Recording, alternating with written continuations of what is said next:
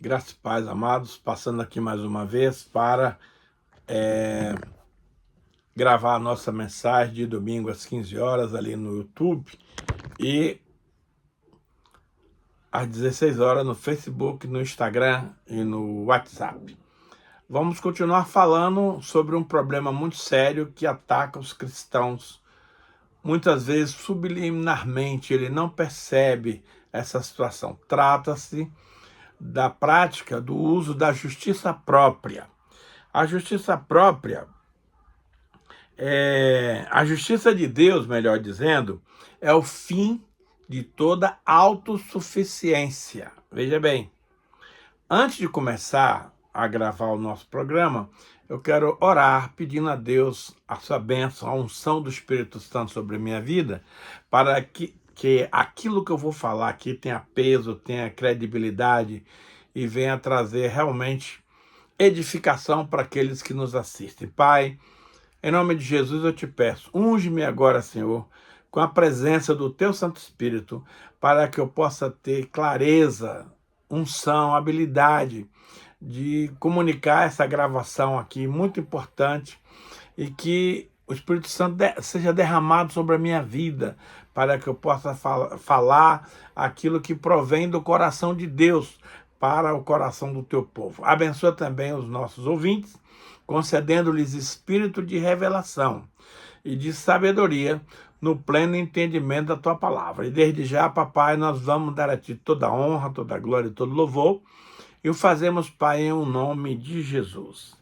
A justiça de Deus é o fim de toda autossuficiência. Veja bem, a justiça de Deus manifesta-se fora das obras da lei. Vou repetir. A justiça de Deus manifesta-se fora das obras da lei. A revelação do Evangelho aniquila toda a justiça autoconstruída e proclama a falência universal do homem. O Evangelho humilha para então salvar.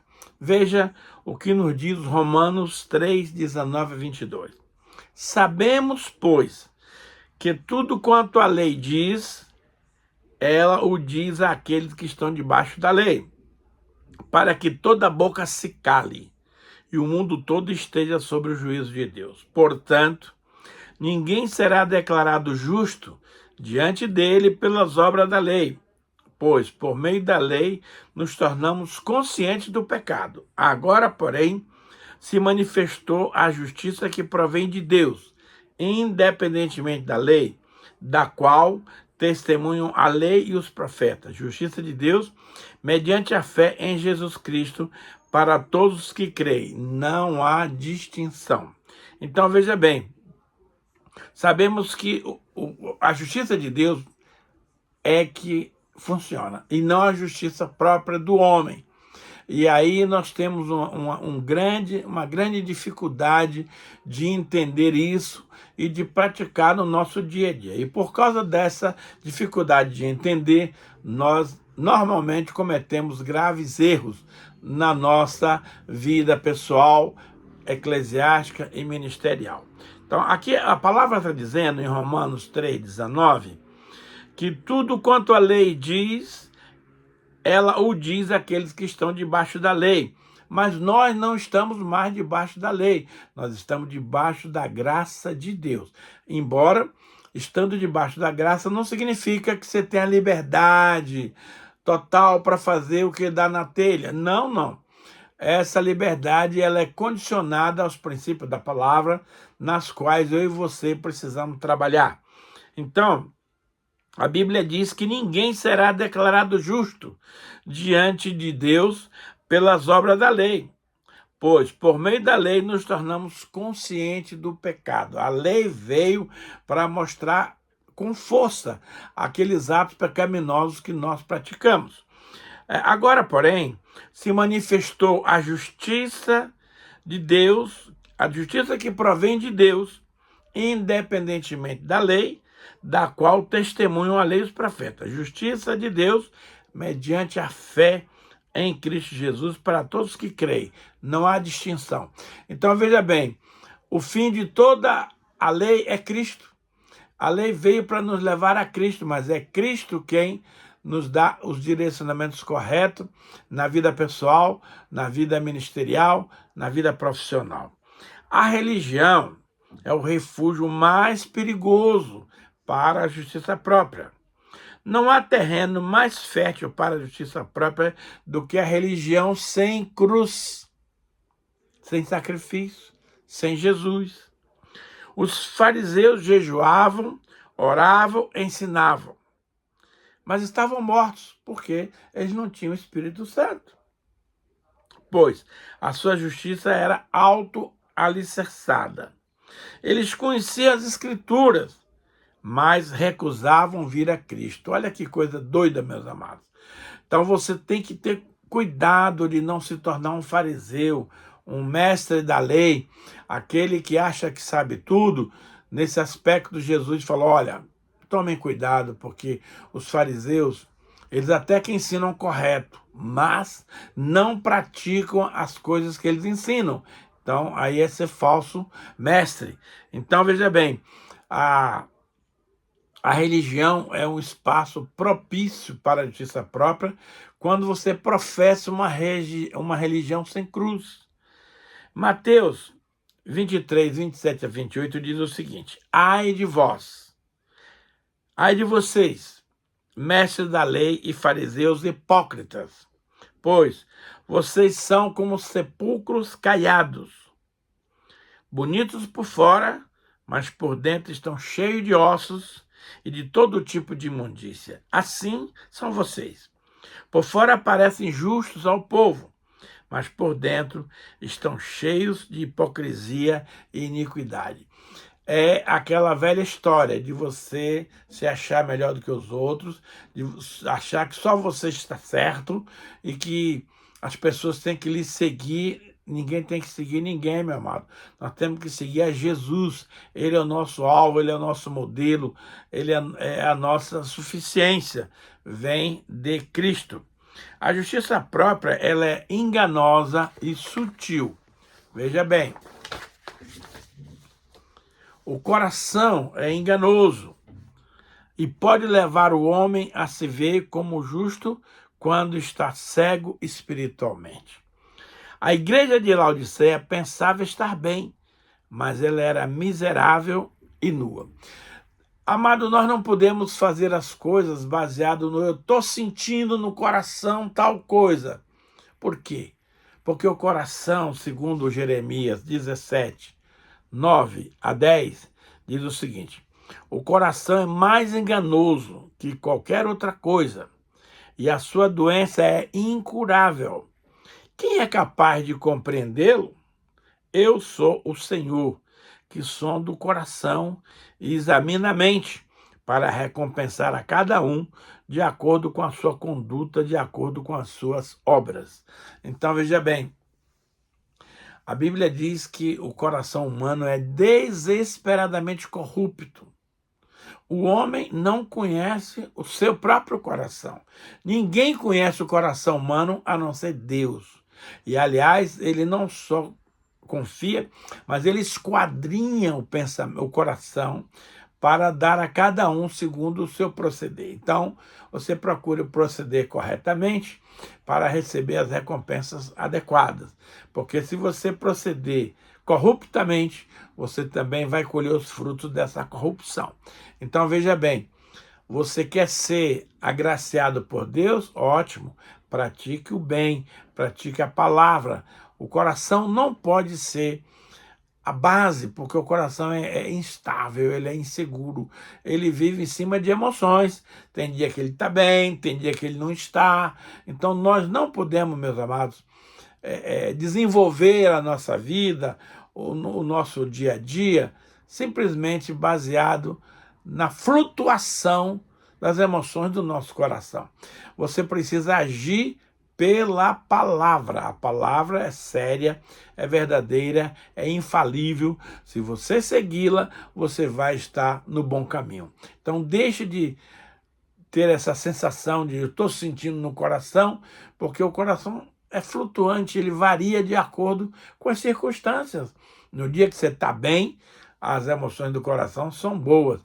No dia que você está mal, no dia que você está complicado, as intenções do coração não são boas. Portanto, quando se trata de justiça própria, nós temos que cuidar para não seguir as inclinações do nosso coração, para nós não pecarmos contra o Senhor.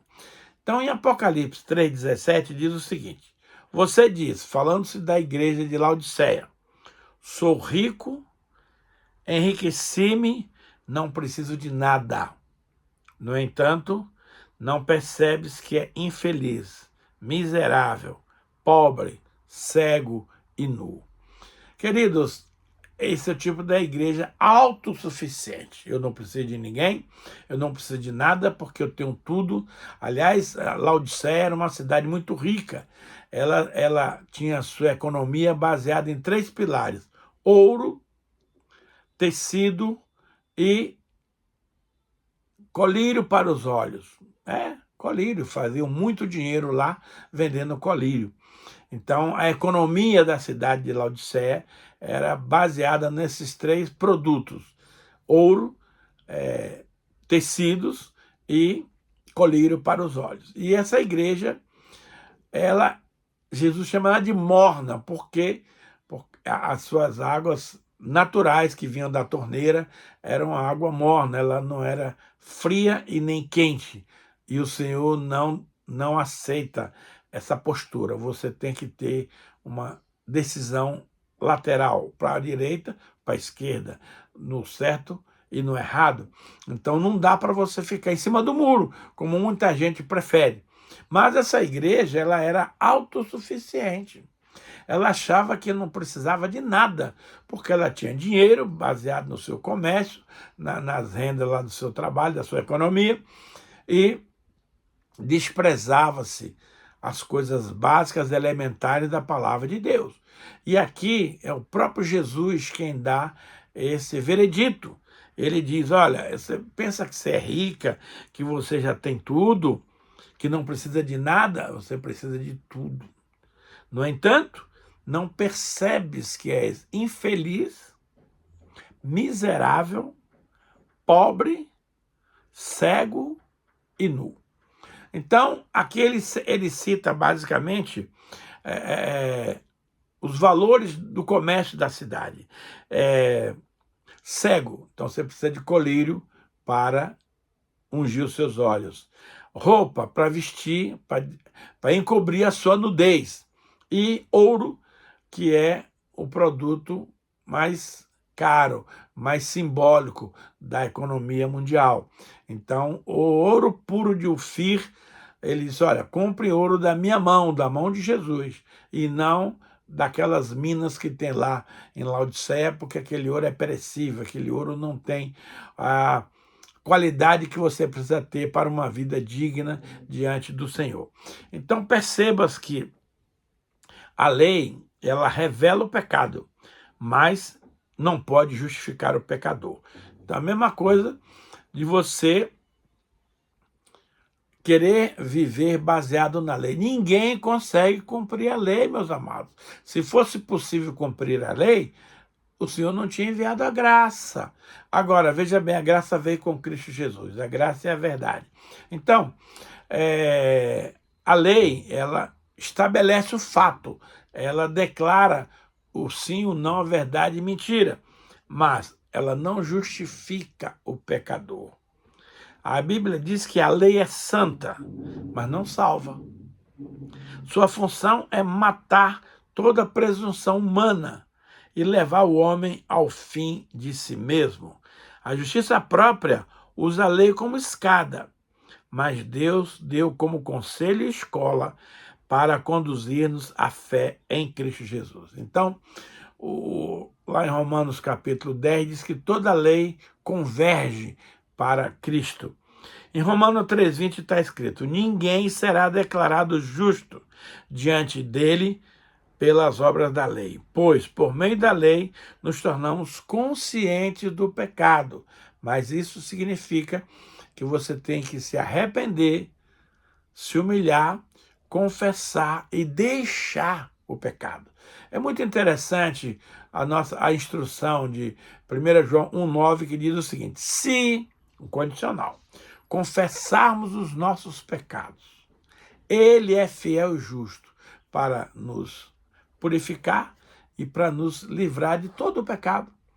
Agora, se você, que hoje em dia, meus amados, a palavra arrependimento não é pregado nas igrejas, mas nós sabemos que se nós não arrependermos dos nossos atos pecaminosos, nós não vamos morar na glória com o Todo-Poderoso.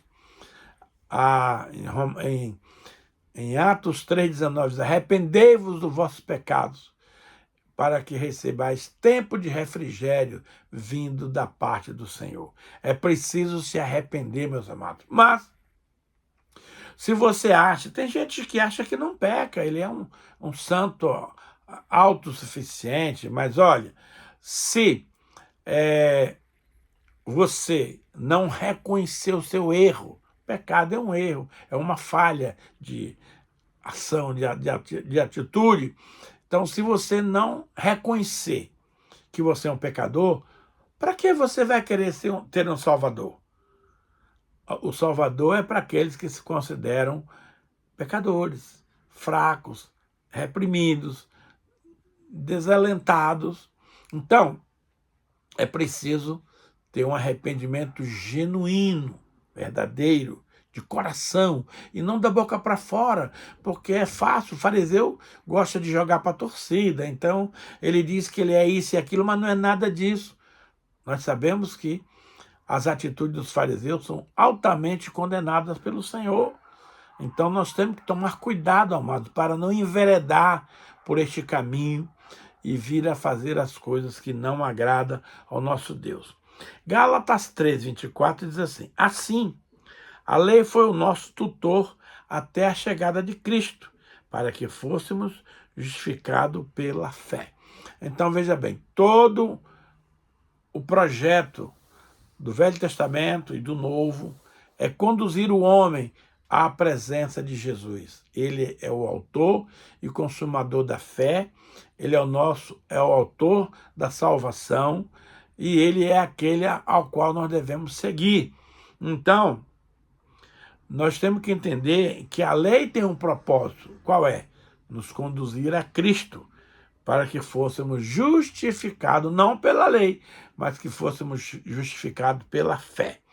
O grande perigo, amado, que nós temos, e que isso é muito usado pelo ser humano, da comparação. Querido, quem vive se comparando com os outros se ilude. A medida da justiça não é o próximo, mas a santidade de Deus. Quando eu me comparo com alguém, eu vou incorrer em dois erros. Se eu for melhor do que o outro, vou incorrer na soberba, e é essa a principal função da justiça própria. Se eu me considerar inferior ao outro, eu vou entrar em depressão. Então, veja bem, ninguém é igual nesse planeta. Deus fez 8 bilhões de pessoas que existem no mundo hoje. Imagine vocês, cada uma dessas pessoas é única. Não tem duas pessoas iguais. É tudo diferente porque Deus é criativo. Deus não gosta de repetições, Deus gosta de coisas novas. Por isso ele fez novo todas as coisas. Então observe bem, evite se comparar. Não se compare. Você não é melhor do que os outros. Você não é pior do que os outros. Você é único. E aí Deus quer te usar do jeito que você é. Não importa se você é branco, preto, alto, magro, velho, novo, não importa. Deus quer te usar do jeitinho que você é. Não queira se comparar a ninguém, porque você vai se sentir deprimido se você se achar inferior. Ou você vai se encher de orgulho se você achar superior. Então, tenha muito cuidado, meu amado, para não incorrer nesse erro terrível da comparação. 2 Coríntios 10:12 diz o seguinte: não temos a pretensão de nos igualar ou de nos comparar com alguns que recomendam a si mesmos. Quando eles se medem e se comparam consigo mesmo, agem sem entendimento. Infelizmente, nós temos muitas pessoas cultas, inteligentes, estudadas, que entram nesse barato furado de comparação. Então, cuidado, meu irmão, porque a justiça própria vai fatalmente te levar para longe de Deus. Fique atento, fique esperto, fique ciente de que você e eu não podemos utilizar da justiça própria. A anatomia da justiça própria é uma máscara espiritual. Toda justiça fora de Cristo é considerada por Deus como trapo de imundícia. A nossa justiça, amado, não vale nada, nem para nós, nem para ninguém. Portanto, pare de querer ser modelo, de querer ser referencial, de querer ser o top, porque você não é. Nós temos muitas falhas, muita debilidade, muitos erros, muitas coisas difíceis. O termo hebraico usado para justiça própria implica em algo impuro, repugnante, impróprio para a adoração. A justiça própria não apenas falha, ela ofende a santidade divina. Querido, Deus considera a tua justiça própria e a minha justiça própria como trapo de imundícia. O que é trapo de imundícia? Antigamente, amado, não existia modas. Então, as mulheres, quando vinham a sua menstruação, usavam um pano para fazer o papel do modas. E aquele pano depois ficava sujo, imundo, e tinha que ser jogado fora, não dá nem para lavar, joga fora. Então, imagine, pense um pouco nessa palavra, nessa situação. Trapo de imundícia era o nome dessa coisa. Então, do jeito que isso é imundo e é impróprio, é imoral, é como Deus compara a nossa justiça própria. Portanto, pare de ter justiça própria e fique com a justiça que procede de Deus, que é Cristo. Cristo é a nossa justiça maior e não o seu ponto de vista, a sua ideia. O escândalo da cruz é uma ofensa à justiça própria. A cruz ofende porque ela declara a falência do homem. Ponto final. O coração natural quer se justificar, mas a cruz diz: você nada pode oferecer. A justiça própria se irrita com a graça, porque ela deseja glória para si, e você não merece nada. Deus não dá sua glória para ninguém. Então você precisa reconhecer o seu lugar no corpo de Cristo, se humilhar e ficar disponível para o que a Bíblia diz. Então tenha muito cuidado, meu amado irmão, minha amada irmã, com a prática da justiça própria. Em Gálatas 5,11 diz assim, irmãos, se ainda prego a circuncisão, por que continuo sendo perseguido? Nesse caso, o escândalo da cruz teria sido removido. Primeira, aos Coríntios 1, 26 a 29, diz o seguinte: irmãos, pensem no que vocês eram quando foram chamados. Vejam, poucos eram sábios segundo os padrões humanos, poucos eram poderosos, poucos eram de nobre nascimento, ou seja, a gente não era nada. Mas Deus escolheu os que são loucos para o mundo, a fim de envergonhar os sábios, e os que são fracos para o mundo, a fim de envergonhar os fortes. Deus escolheu as coisas insignificantes do mundo, as desprezadas e as coisas que não são, para invalidar as que são, a fim de que ninguém se vanglorie diante dele. Então veja bem, amados, quem nós éramos, os piores. Quando o rei mandou dar um grande banquete e convidou os seus amigos mais chegados, os amigos não foram ao banquete, mandaram avisar que não podia. Aí então o dono da casa mandou chamar: sai pela rua aí, pelos valados, e pega aí os pobres, os coxos, os aleijados, os desprovidos, os que não são, e tragam aqui para o meu banquete. Só que quando dessas pessoas chegaram naquele banquete, antes de entrar para as bodas, eles tiveram que passar por um processo de limpeza, de tomar banho, de se assear, de ganhar roupa nova, roupas adequadas para poder entrar na sala do banquete. E assim é nós com relação ao reino de Deus. Deus não chama os bonzinhos, porque os bonzinhos não aceitam mudança, não aceitam reconhecer que estão errados, eles querem ser o rei da cocada preta. Então, veja bem, Deus chamou as coisas loucas do mundo, as coisas fracas, as coisas que não são, as coisas desprezíveis que o ser humano não valoriza. São esses que Deus chamou, porque esses aí estão dispostos a passar pelo processo da purificação, da limpeza, da lavagem de água pela palavra, para ganhar roupas novas, para ganhar roupas nupciais e assim participarem do banquete. Então não pense, meu amado, que você é grande coisa, não. Você não é. Deus simplesmente lhe chamou e Ele quer trabalhar o seu caráter, a sua vida, a sua postura, para que você possa adentrar ao reino de Deus pela porta, e não pelas janelas, e não pelo telhado. Então tem muita gente que quer fazer parte do reino de Deus, mas ele se acha, por exemplo, aqueles caras que o Senhor convidou e que não foram ao banquete, eles se consideravam os tais, pois eles vão ficar de fora. A Bíblia diz que, naquele dia, nenhum daqueles aos quais ele convidou e não comparecer à festa irá participar das bodas do Cordeiro. Então, meus amados, tome cuidado.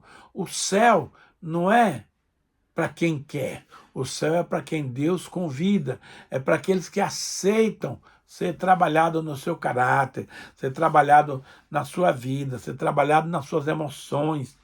Então, meus amados, o céu vai ser povoado por pessoas que aparentemente não tinham nenhuma condição.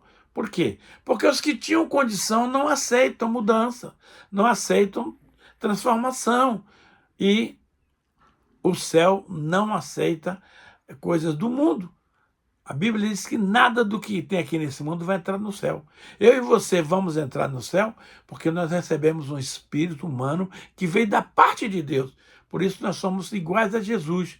Não que nós sejamos grandes coisas em si mesmos, mas a graça, o favor, a bondade de Deus nos enviou o espírito humano vindo lá da parte do Pai, para que hoje eu e você pudéssemos nos tornar filhos de Deus. Então não é assim, você vai entrar no céu porque você é rico, porque você é poderoso, porque você é de família importante. Nada disso tem valor diante do Senhor. Você, por mais insignificante que seja, se submeta ao tratamento de Deus. E a igreja, meus amados, é o lugar do tratamento. É ali que você se atrita com seu irmão, que você discute com ele, briga com ele, mas no final vocês têm que fazer as pazes, porque só vai entrar no céu quem está em paz. E se você está em guerra com seu irmão, você não vai entrar em lugar nenhum. Meus queridos e amados, a conversa está muito boa, mas o nosso tempo foi embora. Então eu quero pedir que o Espírito Santo do Senhor venha completar nessa palestra aquilo que eu não fui capaz de transmitir aos nossos ouvintes. Que o Senhor tenha misericórdia de mim e de você, e que o Espírito Santo complete a obra para que ninguém venha ficar de fora. Porque se você for depender das suas qualificações pessoais, você não vai chegar em lugar nenhum.